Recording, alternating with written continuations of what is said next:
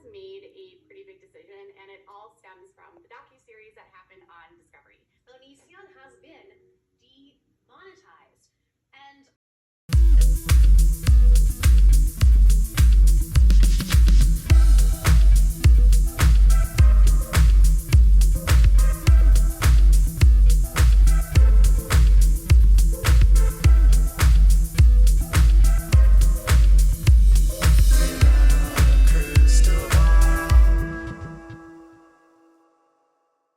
Hey guys, it's Katie from Without a Crystal Ball. Welcome back to my channel. So I got notified yesterday about a documentary episode that came out on Discovery Plus, and one of my subscribers let me know that a very short clip of me talking was actually in an episode about this YouTuber that I covered way back in January. And imagine my surprise when I pulled up the episode, which was Onision in real life. And within the first 4 minutes, I saw my face up on the screen talking about how YouTube had demonetized his channel. Now, I am all for publicity, right? I love it when my content is shared. I love getting credit for things. But what kind of weirds me out about this is that, one, I'm on a network and I had no idea they were going to be using a clip of mine. I never got notified about this episode, and it was shocking to find out that they were using a clip from my channel without even talking to me. Now, it's not that I really care so much about the payment. I don't care about the copyright. It was just more jarring. Couple that with the fact that TLC, which is a network owned by Discovery, has a shoddy record of platforming people like Onision on their programming. In the news right now, you have the Duggars, who are dealing with the fallout of Josh Duggar. You have Dimitri Snowden, who is from Seeking Sister Wives, who's been accused of a host of horrible things by many women. You have got the Browns and Cody Brown, who has ties to men that have done allegedly really bad things to their wives. And you have them on Discovery Plus doing a video on Onision asking for him to be deplatformed when they won't deplatform their own bad people. So I had no idea at all that Discovery was working on another episode related to Onision. If you aren't familiar with him, I'm sure you are, maybe you're not, but he's had a ton of people come out against him, a lot of young women who have basically accused him of doing very inappropriate things. And last night's episode that was uploaded onto Discovery Plus was Sarah's story. So Sarah was a girl that had lived with Greg and his partner Kai, and this relationship evolved over time. Sarah claims that for a while she moved in with them and her mom had signed over guardianship to them, and they had developed into sort of this odd kind of polyamorous relationship where she was like in love with Kai. Kai had feelings for her, but Greg Onision was kind of in the middle of all of this. And she talked about how, like, immediately following her 18th birthday, things took a turn and got more physical. So she met them when she was 15. She lived with them as sort of like a parent-child relationship. And then the minute she turned 18, he was trying to get her involved in a physical relationship. At the time during all of this, I think she said she was 18 and he was 33 years old. But mind you, she had been basically living in his home under guardianship of him since the time she was 15, which she felt was a boundary that was completely inappropriate and never should have been crossed. She also said that she was exposed to a lot of things during her time while she was living with him that no child should have to go through, and that she depended on adults to make good decisions for her, and they just were not made. She also claimed that he had basically thrown her into an NDA and denied everything. And, you know, the whole story is just very sad and very tragic. what is sort of been really unfortunate about this entire series on Discovery is the amount of controversy that it's had around how they've decided to tell the story of these people and the creators that they've decided to bring into this as the voices for the series. When I first covered it, I didn't really understand, or maybe I did, that a lot of creators were very upset. They felt like Discovery was exploiting something by not allowing people to speak their stories.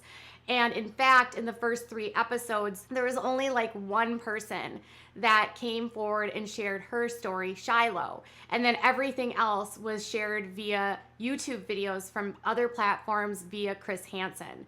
So there was a lot of anger that Chris Hansen was so heavily involved in the first 3 episodes because people felt like Chris came onto YouTube, kind of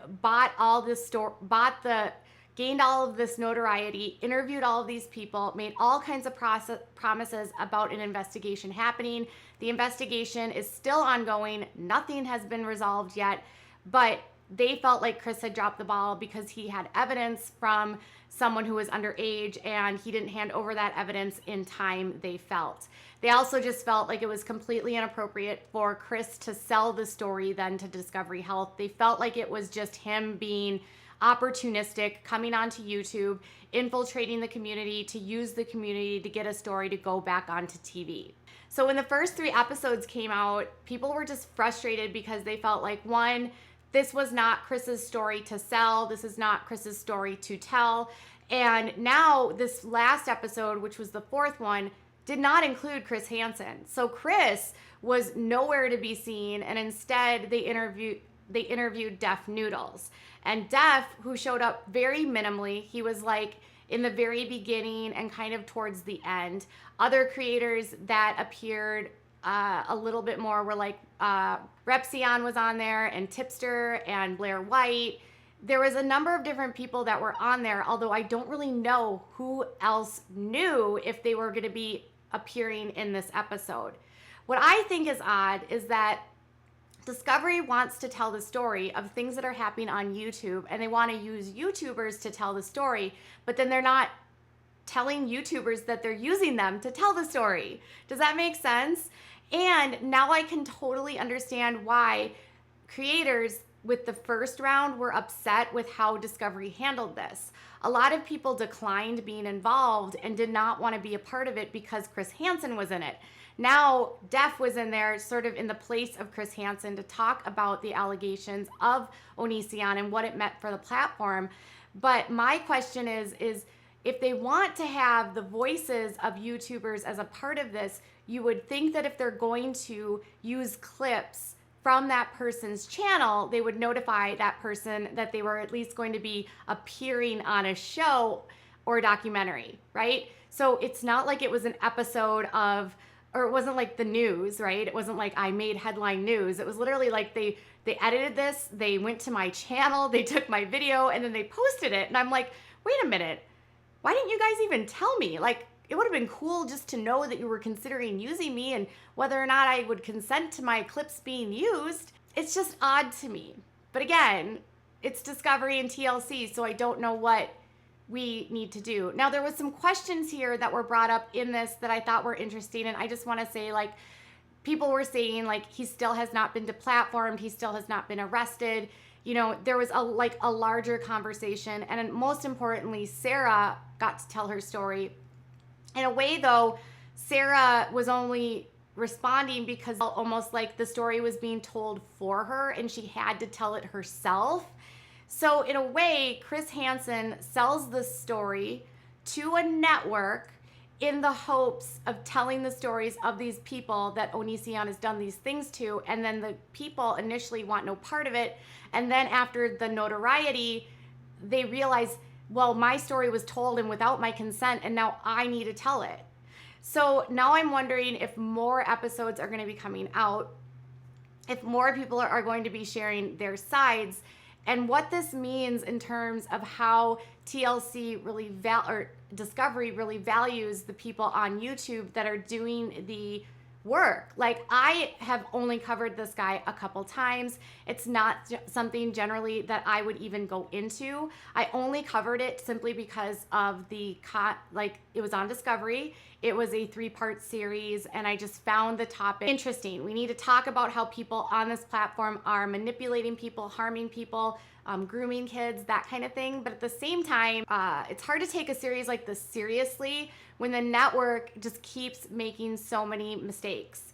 Like, it's generally common when you are credited for something, or if something's going to be used of your videos, you get notified. I've worked with other networks in the past. I've had conversations with multiple networks in the past. And the fact that I literally am on this and I wasn't even told is just shocking to me. I don't discount the fact that this is a very important conversation for people to have. We need to have discussions about safety. We need to have discussions about creator behavior with their fans. Influencers have a very different relationship with their fans or subscribers than anybody else. Celebrities from television and from movies have always, or even musicians, have always had this disconnect from fans where they seemed unattainable, where creators on YouTube and on Instagram or whatever platform seem more approachable and seem to have a more one-on-one relationship with their fans. But that does create a rather large power dynamic. So if I interact with someone, I always have to remember, like, I have more power per se. Not that I like that, but I have to be mindful of how I treat people, because people that are coming to me have watched a video and they have these thoughts of me. They might be a fan of mine. And so you don't want to manipulate someone that is coming to you where you're in a position of power because they admire you and using them to get what you want. And there's a lot of creators on this platform that are doing this. Onision is just one of many. And there are so many on this platform that are problematic. So the problem with Discovery is that the way that they put this whole thing together seems very disjointed. It seems as though creators, a lot of them wanted nothing to do with this. And it sounds like I might not have been the only one that wasn't notified. There was a lot of creators that were represented in their opinions and in their coverage of Onision in this documentary. My question to Discovery is that if they want to use the work of other people, particularly smaller creators and not networks, they should probably do a better job of notifying those people so they at least can sign off to say if they want to be a part of something or not. Had it been me, I think I would have declined. I don't want to be associated technically with this network, specifically because of all the atrocious behavior that they've had in regards to the Duggars, the Willis clan. There are so many problems. Kate and John and Kate +8, all of the 90-Day Fiancé criminals, all of the problems with Seeking Sister Lives with the Snowdens. TLC doesn't care who they hire, it seems, and they have no problem platforming people that have done things like Onision. So in my opinion, they want to go after Onision on YouTube, but they still have the Duggars on their network. They still have Anna Duggar and her kids on the network. So it's so problematic to me to be like, we need to police YouTube. We need to get these predators off this platform, when they are platforming people that are doing this. They've got Dimitri Snowden, who is currently being accused by multiple women of horrific things, by the way. You've got Jeffrey Paschal, who was filming 90-Day Fiancé and got arrested for DV, who's facing going to prison, who had a criminal history, who had this massive issue, had all these big issues, and they still put him on air. You had the Willis clan, whose father was doing horrible things to the family, and yet they were not going to actually cancel the show. The family wanted to stop filming. So Discovery wants to deplatform Onision, but Discovery won't deplatform their own problematic people. So if Discovery cares about predators being on TV, they need to start evaluating who they have on their channel. I could go through a whole list of people that are currently on their network that have criminal histories, that have had alleged incidents with children, have had arrests for DV. It's so many. So YouTube's not just the problem. TLC and Discovery are also the problem, which is half of the reason why I don't support this network being the gatekeeper of the discussion about how to get rid of predators online. What about how to get rid of the predators on your network, TLC? All right, so that's my 2 cents. They never told me, and this network is atrocious. And Discovery wants us to deplatform Onision, which I'm all for. Why aren't we deplatforming the Duggars right now? Why haven't we deplatformed the Snowdens? And why does Jeffrey Paschal's episodes of 90 Day Fiancé still air on the network? Why do you continually hire people that have issues with, or do we even have to talk about Jacob Roloff and how one of their producers allegedly did things to him as a child? Discovery has a lot of room to talk here. Discovery is part of the problem of platforming predators, and until they clean out their own house, I don't want anything to do with them. And I'm so disappointed that my clip was used in a discussion about something, knowing how adamant I am against these kinds of people having any sort of platform, period, and knowing how much they've profited off the Burger Girls specifically. All right, you guys, tell me what your thoughts are in the comments below. Bye.